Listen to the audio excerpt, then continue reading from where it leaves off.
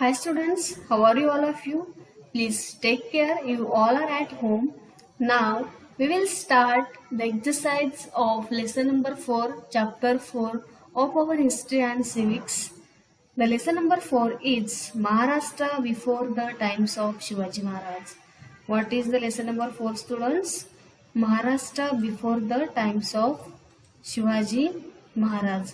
This lesson is very interested and so many interested things which we have learned in this lesson which were very much new for us. Now in this lesson there are 5 questions and we will learn this all the 5 questions in this exercise. Okay, are you agree? Are you ready with me? So start with the question number 1. Question number 1 is complete the following chart. Okay, in this chart we are going to complete the given chart. If you see your book, you will get it in the book also. So what it means, in the book is given what it means. The village Mauja is given, Kasba is given, Pargana is given, and here we have to write out their meanings. Means what are those. Here village means the village is the smallest part of the state for the convenience of administration. What is the village students? It is the smallest part of the state for the convenience of administration. Okay. And Kasba. Kasba was like a big village. What is Kasba? It was like a big village. And Pargana, many villages together made Pargana.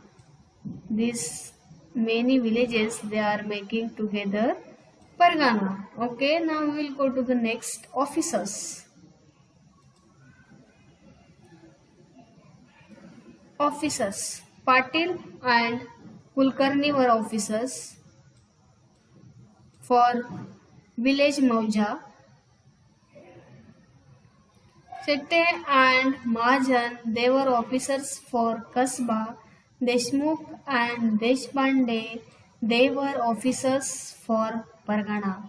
Okay, and the examples we will give. Some names they have given here for village Vadgaon Khurd, Indapur Kasba, Indapur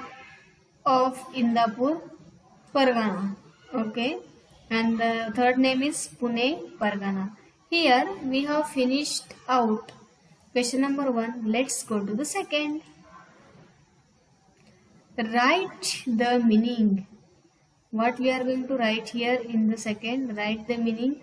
Budruk, the original town is Budruk and new one is Khurd. For example, Vadgaon Budruk and Vadgaon Khurd. What is Budruk students? The original town is called the Budruk and the new town it is Khurd. Okay. Example they have given here. Vadgaon Budruk and Vadgaon Khurd. Second is Baluta. What is Baluta? The peasants gave a share of their agriculture product to the artisans for the service they rendered to the village community. Okay, now we are all the things are getting exchange of money, but in their period it was not like that. The peasants, the whatever products is getting from the field, they are used to give this to the people, those they are giving services to them. For example, barber, cobbler, smithmans, okay, they didn't used to give any money exchange of their services. And to this share was known as Baluta. Now we'll understand what is Watan. Okay, Watan is an Arabic word. What is Watan? It is an Arabic word. In Maharashtra, it is referred to hereditary land for which the holder does not have to pay revenue. What is Watan? The holder of this land, he doesn't have to pay any revenue for this particular land. It's called the Watan. Now we will go to the next. Find out and write. Okay. Question 3 is find out and write. People from Africa who had settled along with Konkan coastline is Siddhi. Our answer is Siddhi. The author of Amrutanubhav is Sant Dnyaneshwar. He has written it. Sant Tukaram place is Dehu. He composed Bharud. Who has composed Bharud? Sant Eknath. Okay. Now, he explained the importance of physical fitness. Samartha Ramdas. He always used to say to the people about physical fitness. Now, women's sons. Who was women's sons? Sant Muktabai was there. Sant Janabai was there. Sant Kanopatra. Sant Soirabai. These all were women's sons. Now we will go to the next question. Is question number 4. Write about these personalities and their work in your own words. In this question number 4, the saints' names they have given, and we have to write about their personalities and the great work they have done for our society. So, Sant Namdev, he was a great saint of Warkari movement. This all we have learned in the lesson, students. Now we are taking revision while taking the exercise. He was well-known saint in Warkari movement.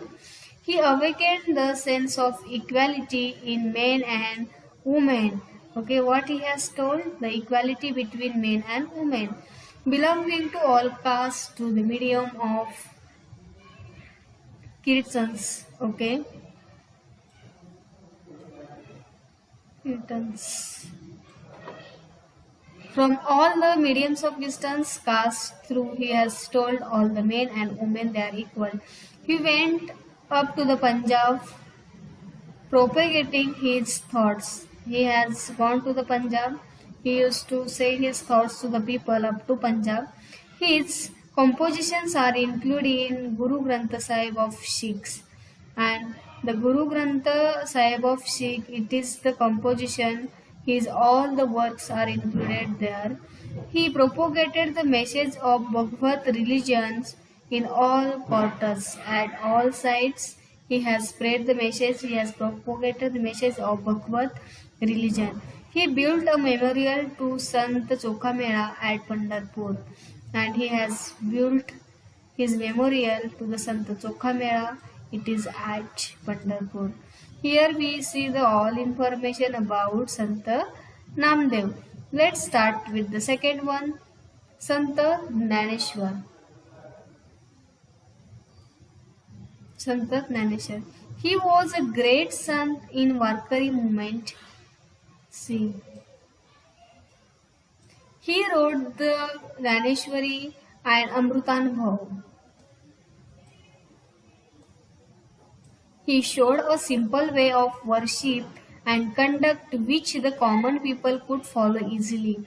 All the easy things, how to worship in easy way, he has told to the people. Okay, so they should follow this easily. His Pasaidan in Dnyaneshwari uplifts the mind. If we see the Pasaidan, it is uplifting the mind. He gave the prestige of religion to the Warkari movement. Okay, he has given prestige of religion to the Warkari movement. He was a great sant in the Warkari movement. Now we'll see Sant Eknath. Sant Eknath. He was a great sant of Bhakti movement in Maharashtra. Okay, he was also a great sant in the Bhakti movement in Maharashtra. His compositions are many diverse. His compositions are there and they are many diverse. They include Abhanga, Gavalan, Bharud, etc. And what we can find in his compositions, Abhanga, Gavalan, Bharud. He has portrayed people's life. He has portrayed people's life in Bhavarta,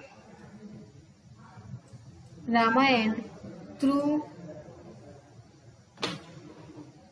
the story of Ram. His Abhangas show the warmth of devotion. If we see his Abhangas, we feel really great. He believed that our Marathi language was inferior to no other language, and he believed that our Marathi language it was inferior to no other language. Now, the things we have learned about Sant Eknath. Now we will go to the Sant Tukaram and his work. Sant Tukaram. He belonged to Dehu near Pune. From where was he? He was from Dehu near Pune. His compositions or abhangas are very pleasing and reaching the greatest poetic heights. His abhangas were very much great and it was pleasing the liquid and it was reaching the greatest poetic heights. He asked us to find God by showing love to unhappy and torment people. Okay, here you can understand the work of his. He thrived in the river Indrayani, the documents of the loans that people had borrowed from him and feed many poor families from the bonds of loan.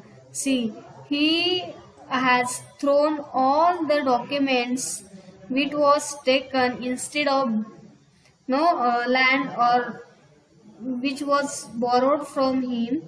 So he has, by throwing all the documents in the river Indrayani, he had made many families, poor families, free from the bonds of loan.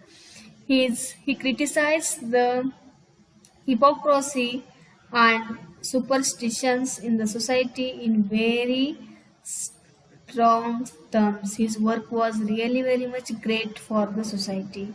Okay, here we have finished question number 4. We will go to the question number 5. Why were droughts a great calamity for the people?